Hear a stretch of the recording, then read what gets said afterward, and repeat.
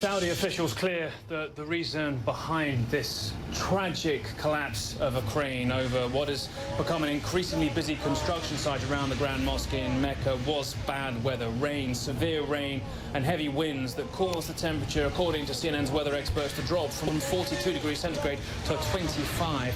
So powerful were these gusts. Now, this is the holiest site for the Muslim faith. It contains the Kaabe, a key black cube which was said to be the beginning place of worship, around which, to complete the Hajj pilgrimage, Muslims who are able-bodied must travel to Mecca and walk around the Kaabe 7 times counterclockwise. The Grand Mosque is the building that surrounds it. It's been expanded at a fast pace to try and cope with over 2 million people, potentially at just one time.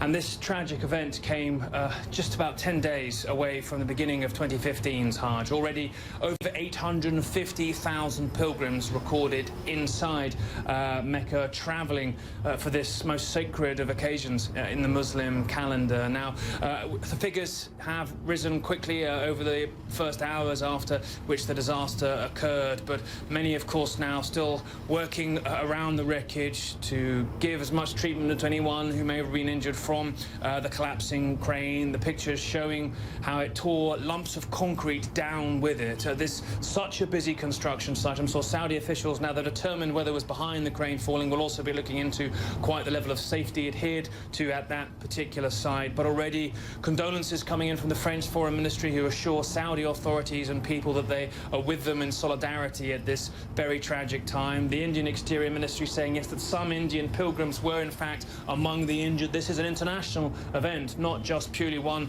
for Saudi Arabia, but it is such a vital and sacred moment for the Muslim faith. And to see the terror that you can hear in the background of the amateur videos that captured the event itself just shows you really how this will sadly, I'm sure, overshadow this year's Hajj and, of course, alter irrevocably the lives of those injured and who know those who died today. A very tragic moment indeed.